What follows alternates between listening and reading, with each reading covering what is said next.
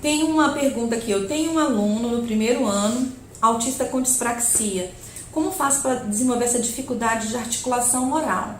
Então, assim, a dispraxia é uma questão neurológica. Quem consegue lidar com a dispraxia, que está formado para lidar com a dispraxia, é a fono. Eu acredito que você pode trabalhar com figuras, tentar ajudá-lo a articular, mas quem realmente vai intervir é a fono.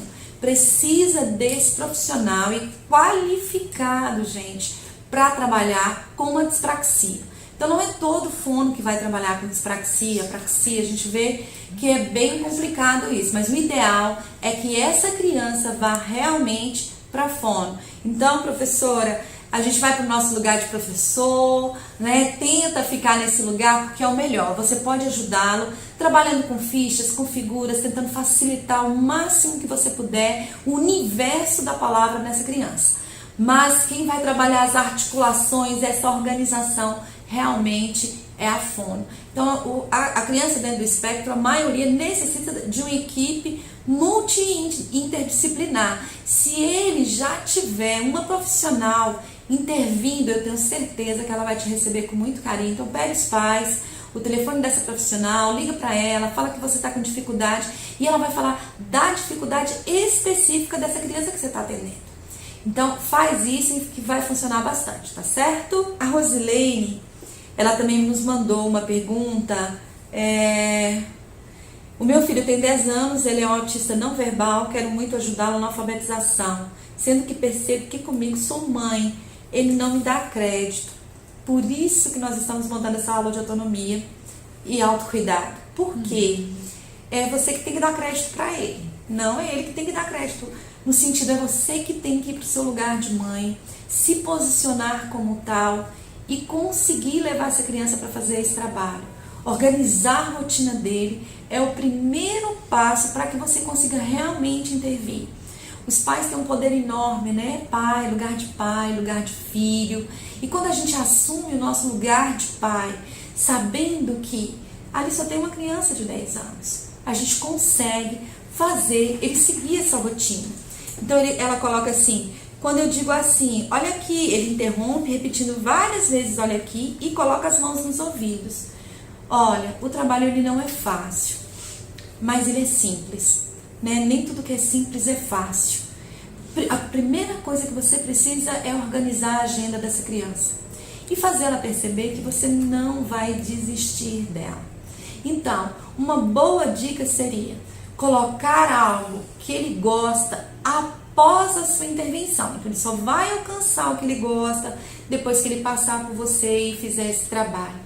É de extrema importância que você consiga passar para ele o quanto esse momento é importante para a vida dele. Então, assim, não deixa ele te dominar, tenta ir para o seu lugar de mãe e olhar para essa criança e dizer, olha filho, tô aqui, tô pronta, vamos lá? Ele fica nervoso, tô te aguardando, mas é não desistir. Então eu falo assim, tem muito, né, dentro do diagnóstico, é autista, a pessoa com autismo é persistente e perseverante. Seja persistente e perseverante. Quem tem que ser persistente e perseverante é os profissionais que trabalham com ele. Porque quando ele perceber que não tem escape, aí você vai conseguir. O que nós estamos falando aqui é de comportamento. Quando nós estamos falando de comportamento, o ideal seria que nós realmente pudéssemos, né, ter esse momento falando sobre isso, de que forma que você poderia intervir. Então ela coloca, ele me interrompe, não compreende se ele age assim porque não gosta da palavra ou porque não consegue falar da mesma forma que ouve. Conhece todas as letras e fala quando perguntamos e está começando a repetir algumas coisas. Quero muito ajudar meu filho, eu acredito. Toda mãe faz o seu melhor, né? E eu acredito que você esteja fazendo o seu melhor nesse momento. Mas o que eu percebo é que tem uma questão comportamental. Observa se você está falando alto. Observe em que momento que você quer fazer esse trabalho com ele. Imagina, tô lá assistindo a minha série predileta e naquele momento eu sou chamada para resolver alguma atividade pedagógica. Eu não vou querer ir. Nem eu e nem ele. Então, o ideal é que eu perceba qual é o momento que eu estou executando essa atividade pedagógica com essa criança. Qual é o momento, o que vem depois que ele vai fazer que ele gosta muito, né? Que você pode presenteá-lo nesse sentido.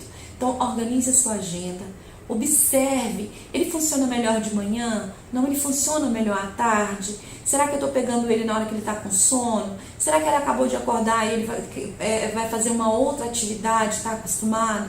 Observe a sua agenda. Se você observar a sua agenda, se você passar para ele que você não vai desistir e que ele só vai alcançar a próxima etapa, se ele realmente fazer o que você está pedindo, mesmo que no primeiro dia sejam 5 minutos, depois 10, depois 15, depois 20, por quê?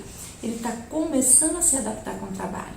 Então, talvez essa palavra que você coloca pode ser só um gatilho. Olha para mim. Ele não quer olhar, ele não vai olhar, ele fica chateado e você repetindo várias vezes. Busca uma outra estratégia. Deixa o olhar para mim vir em outro momento. Então, começa uma nova estratégia agora, tá certo? Então, não começa com olha para mim. Vamos fazer atividade. Depois da atividade, você vê o seu vídeo predileto. Depois da atividade, nós vamos passear, vamos fazer uma caminhada.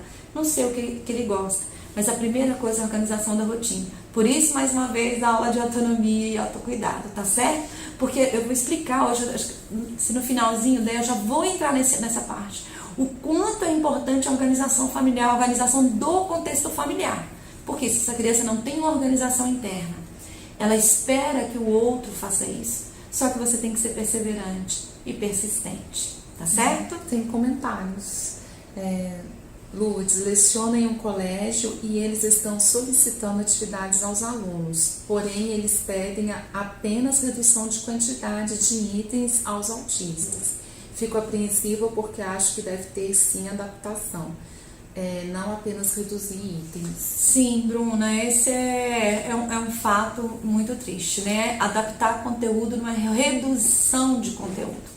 Até para falar assim, tem algumas escolas que eu trabalho, vou para fora, né, para várias escolas, tanto particular quanto na escola pública, e aí quando a gente vai conversar com o professor, eu pergunto para ele assim, e aí, professor, qual será a adaptação? Ele fala assim, olha, aqui tem 20 perguntas, manda ela escolher 10. Para ela escolher 10, ela tem que ler as 20. Então, isso não é adaptação curricular.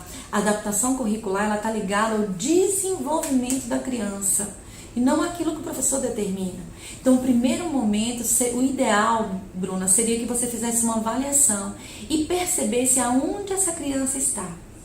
Tem uma coisa que é o BNCC agora, que é o Banco, né, de Dados do Currículo Nacional. Ele é muito legal, ele traz os descritores, e dentro dos descritores você vai encontrar onde essa criança está. E a partir disso você vai fazer as adaptações. Avalie essa criança, veja em que nível que ela está. Redução como é que se fala, de exercícios, não é adaptação curricular. Aliás, é um crime fazer isso com eles. A Adriana colocou aqui que fiz minha inscrição no curso e sou professora. Nossa, Adriana, muito bom. Tenho certeza que você vai aprender muito. A gente tem um olhar que se expande não só para o contexto clínico, como para o contexto familiar, quanto para o contexto escolar. A gente consegue passear por esses 3 ambientes. Então é muito bom fazer essa visita. Então venha para cá, vamos olhar para essa criança com os olhos do pai. Isso nos ensina muito como professor, como profissional da área, sendo da área educacional ou da área clínica. É extremamente importante conhecer essa realidade, porque quantas vezes nós julgamos esses pais de incompetentes, que não criam os filhos, e na verdade o pai não sabe o que fazer. Então é muito bom quando a gente conhece esse outro lado, que tem uma agenda ali naquela família, que tem algo que nós não conseguimos atingir. E aí quando a gente fica no nosso lugar de professora também, tem uma validade enorme, fica mais leve. E como professora a gente pode fazer muito, porque nós estamos fazendo o nosso papel. O professor não tem que ser psicólogo, o professor não tem que ser pai. Não, o professor tem que ser o quê, gente? Professor. Então, seja bem-vindo, nós vamos falar muito nesse lugar de direito e lugar de dever da pedagogia sistêmica. É muito importante, nós vamos falar disso, tá certo? Tem uma mãe que eu achei interessante, ela pergunta assim, estou acompanhando os vídeos de vocês, né? A partir de que idade posso começar a brincar com a criança, como você explicou, né? Em um vídeo que nós mostramos, gente, sobre cores, sobre formas. E eu vou dizer para você, brincadeira não tem idade. Brincadeira é brincadeira. Eu não preciso que essa criança sente só na mesinha, nós atendemos muito no chão. Ela vai para a mesinha quando ela tem condições de estar na mesinha. Qual é a grande questão? Eu não posso deixar que ela amadureça para sentar na mesinha, eu tenho que oferecer esse amadurecimento para ela. Então, nesse primeiro momento, sim, com 2 aninhos, você tem que estimular, você não pode esperar. Essa é a grande novidade que a gente traz, por isso que a gente fala muito do pensamento do Vygotsky. Se você for conversar com vários educadores, né, muita gente que está nessa área, ela diz assim, olha, espera um pouquinho, ele já está amadurecendo. E a gente já aprendeu. Isso é real dentro do espectro. Eu preciso oferecer o desenvolvimento para essa criança no ambiente. Então eu não posso esperar. Comece a brincar sim agora. Mostre cores, mostre formas, mostre tamanho. Ela não precisa aprender e fazer uma coisa. Não, apresente para ela. Vai fazendo de forma natural. Assim como as outras crianças vão vivenciando. A gente precisa trazer esses conceitos para o dia a dia. Já que os nossos meninos não conseguem captar do ambiente, então eu levo para ela de forma mais estruturada. Não precisa ser aquela coisa tão forte. Eu vou dizer para você um segredo. Os meninos adoram guardar, né, André? Isso, adoram brincar. E outra coisa, tem criança que mal brinca com o pai, fica muito isolado. Quando o pai começa a fazer as atividades, ele vai lá e busca o pai para sentar na mesinha com ele. Então, assim, é muito mágico quando eles percebem que você está conseguindo interagir. Lourdes, mas quando eu sento do lado dele, ele foge. Não, começa, o que ele gosta? Eixos de interesse. Mas ele não gosta de nada. Então vai lá e busca aquilo que está descrito na literatura que uma criança dentro do espectro gosta. Mesmo que nesse momento seja girar, mesmo que nesse momento seja enfileirar, mesmo que nesse momento seja guardar. Depois você traz ele para o que você quer que ele aprenda.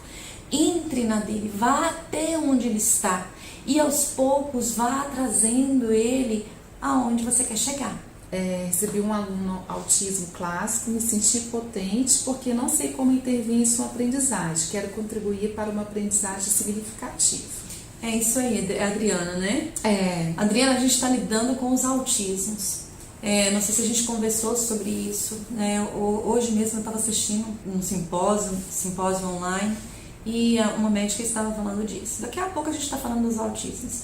Quando a gente fala de uma pessoa dentro do espectro, de um comprometimento severo, não é isso que ela coloca? A rotina tem que ficar mais estruturada.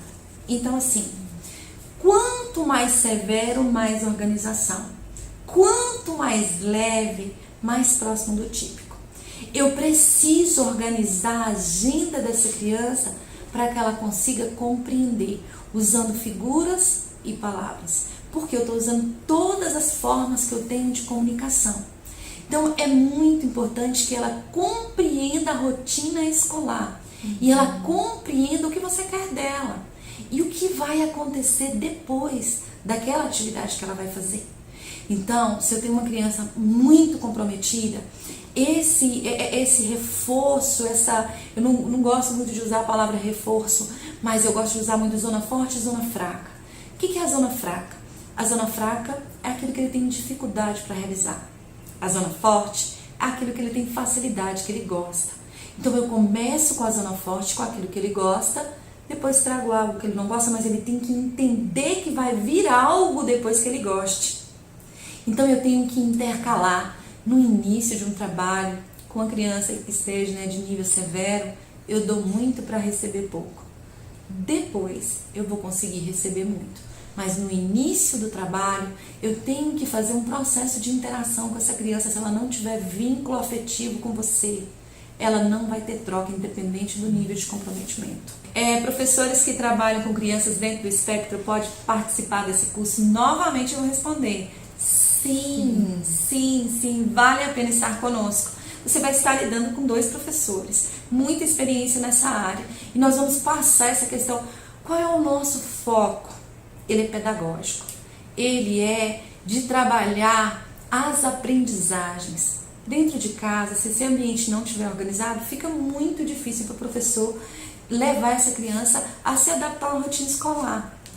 Eu preciso de um ambiente estruturado aqui e preciso de um ambiente estruturado lá. Fazer essa conexão com os pais é extremamente importante, tá certo? Então vai valer a pena estar conosco. Seja bem-vinda. O que este método tem em comum com o ABA? Eu não vou falar o que ele tem de comum, mas o que ele tem de diferente. Os pressupostos básicos do método Dias-Presotti é muito divergente dos pressupostos básicos do ABA. Sem julgar, não estou falando que um é errado ou não. Eu acho que o ABA está aí, ele faz parte, eu respeito, mas a gente pode abrir espaço para o novo também. Né?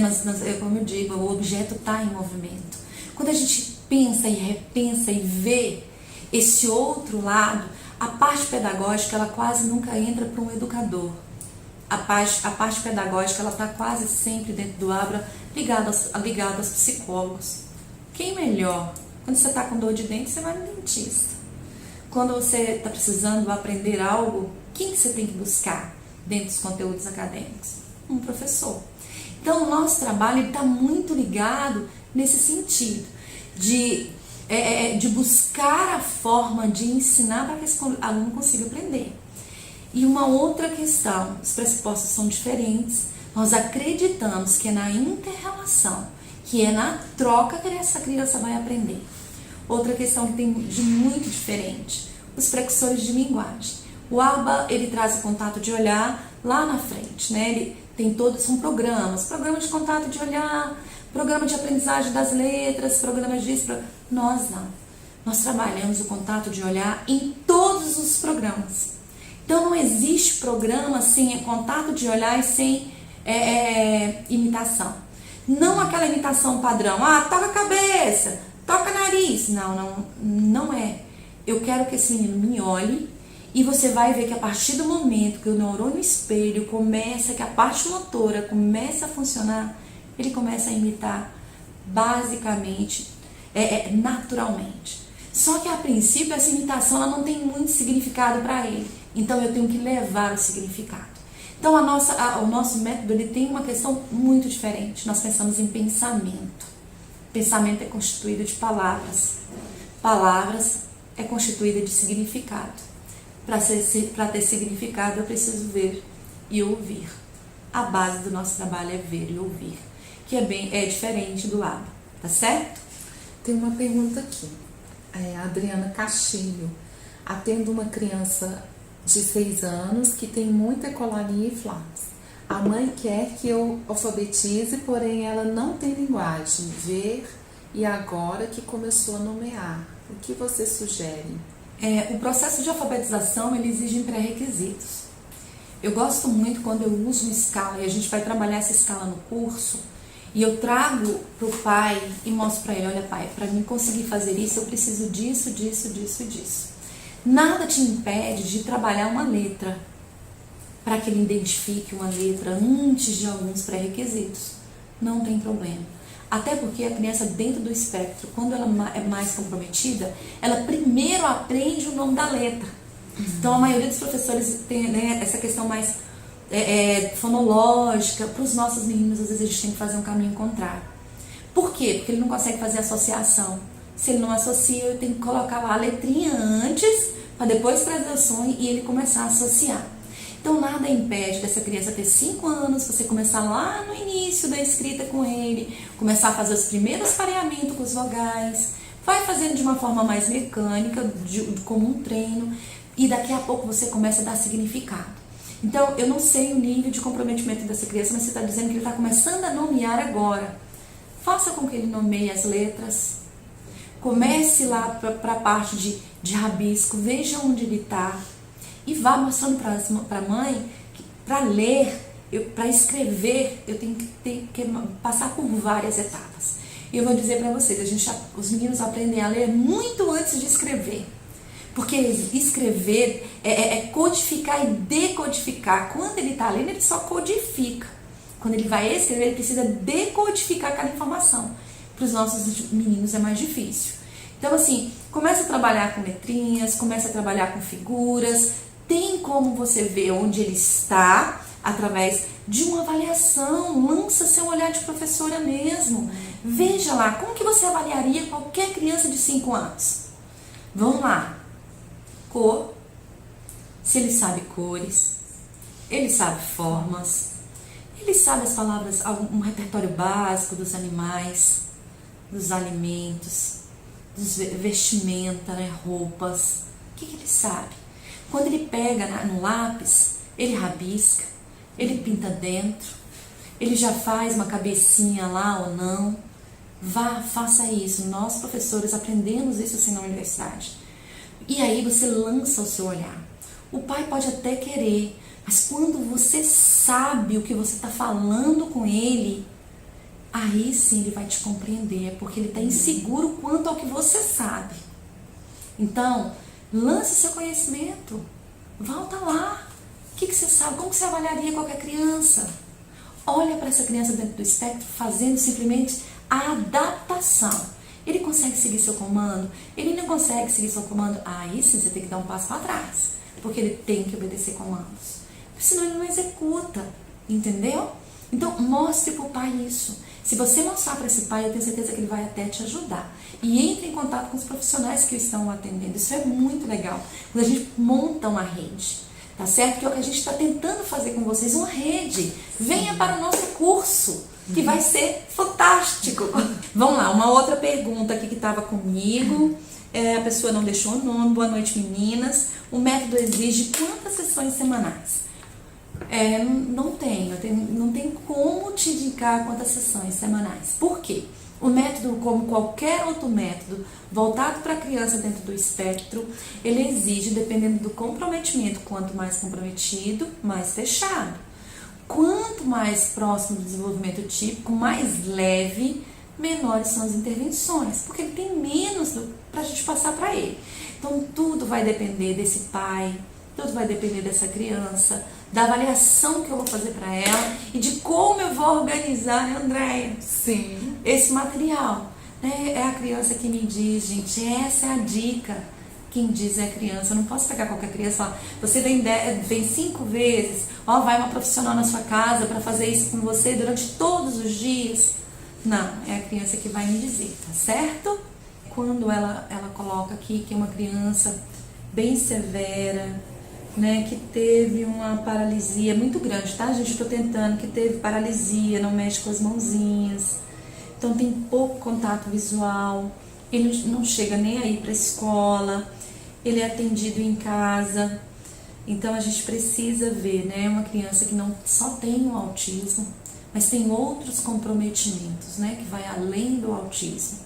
Com certeza uma deficiência intelectual também severa, né, pelo que você coloca aqui. Eu preciso olhar para essa criança para avaliar. Quanto mais severo, olha bem, mais fechado. Quanto menos, mais aberto. Ele consegue mexer as mãozinhas? Ele consegue apontar? Ele consegue pelo menos colocar a mãozinha em cima da letra, em cima de uma figura? O que ele faz? Será que ele precisa de mais de uma questão sensorial? Né? Então o ideal é fazer uma avaliação dessa criança. Fica muito complicado para mim te responder. Queria muito, Márcia, te responder. A gente pode até conversar depois, aí no privado, tá? Para tentar te ajudar e montar um plano de ensino para essa criança da melhor maneira. Se eu tenho uma criança que é muito comprometida, eu preciso organizar esse atendimento de forma muito amarrada, tudo muito organizadinho. E se ele não verbal, eu preciso trabalhar com figuras. Mas eu preciso que ele pelo menos, ou ele aponta, ele coloca a mãozinha em cima, porque ele tem que obedecer comando. Se ele não obedece comando, eu tenho que ir mais para trás ainda e trabalhar a obediência de comando. Entendeu? Então, assim, a cada momento, isso que eu acredito que o professor tem que aprender. Que nós temos que aprender, no sentido de, o que vem primeiro? Essa era a minha angústia, Márcia. Quando eu estava no centro de ensino especial, era isso. Vinham os programas, mas é fulano, e como é que eu faço com fulano? Eu tenho que aprender a olhar para esse desenvolvimento. E a partir dali, começar a fazer as intervenções. Então eu tenho que ter esse olho com maior expertise. E para isso eu tenho que estudar desenvolvimento humano. Né? E para isso eu tenho que fazer cursos voltados para a criança dentro do espectro do autismo. E aí começar a trabalhar. Por quê? Porque você pode montar fichas, você pode trabalhar com tablet, você tem inúmeras outras formas e maneiras, né, de comunicação alternativa que você pode utilizar. Graças a Deus, hoje nós temos muito material, gente. Assim, eu acho que nesse momento a gente está num momento bom de alcance, de desenvolvimento, onde a coisa está indo mais para frente. Há sempre o que fazer, né? Mas aí eu preciso ter essa expertise maior para estar buscando o que fazer. Quando eu penso em autonomia, o que eu preciso fazer para que essa criança adquira autonomia? E aí foi até legal a pergunta que a menina me fez, né? O que tem de encontro com ABA?